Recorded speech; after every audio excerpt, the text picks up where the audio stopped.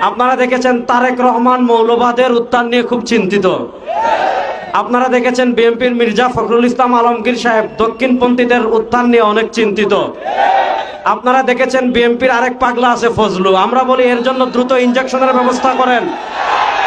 আওয়ামী লীগের টাকলা মুরাদ যেভাবে এই দেশে থাকতে পারে নাই, বিএনপি ফজলু যদি আলেমদেরকে নিয়ে বাড়াবাড়ি করে, আলেমরা তার দীপ্ত জবাব দেওয়ার জন্য 24 ঘন্টা প্রস্তুত আছেন। আমরা তারেক রহমান এবং বিএনপির কাছে জানতে চাই, মৌলবাদীদের নিয়ে আপনাদের এত চিন্তা, দক্ষিণপন্থীদের নিয়ে আপনাদের এত চিন্তা, ইসলামপন্থীদের নিয়ে আপনাদের এত চিন্তা, খুনিদেরকে নিয়ে আপনাদের এত চিন্তা নয় কেন?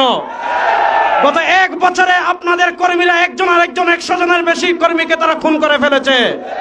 আমরা জানতে চাই, চাঁদাবাজদের নিয়ে আপনাদের এত চিন্তা নয় কেন? সুরদের নিয়ে আপনাদের এত চিন্তা নয় কেন? আপনাদের কর্মীরা বালু চুরি করে, সিলেটের পাথর চুরি করে। সুতরাং আপনারা মৌলবাদদের নিয়ে চিন্তা করতে হবে না, ইসলামী রাজনীতি নিয়ে চিন্তা করতে হবে না, চোর টাকা সন্ত্রাসদের নিয়ে চিন্তা করেন।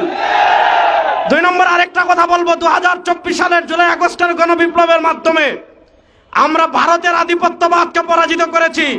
বাংলাদেশে যদি বাম রাজনীতির নামে কেউ ভারতের দালালি করে, সেই ভারতের দালালদের হাত ভেঙে দেওয়ার জন্য প্রস্তুত আছেন।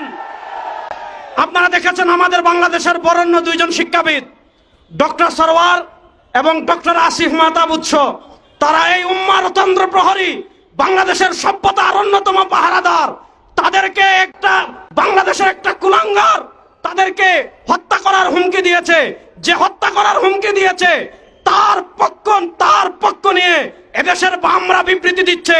আমরা স্পষ্ট ভাষায় বলি, ডক্টর সরওয়ার এবং ডক্টর আসিফ মাহতাব এদেশে একা নয়, তার সাথে বাংলাদেশের সকল মুসলমান আছে।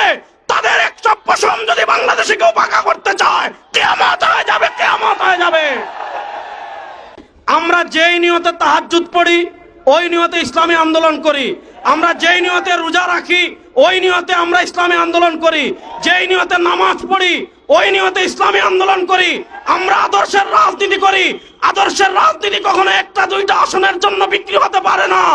ইনশাআল্লাহ এবার যদি কেউ না থাকে বাংলাদেশে ইসলামের পতাকাকে বুলন্দ করার জন্য, কালেমার পতাকাকে বুলন্দ করার জন্য, বিশ্বের চরমনায় সৈনিকেরা প্রস্তুত আছেন না নয়? আবার আপনাদের সাথে দেখা হবে ইনশাআল্লাহ। আসসালামু আলাইকুম।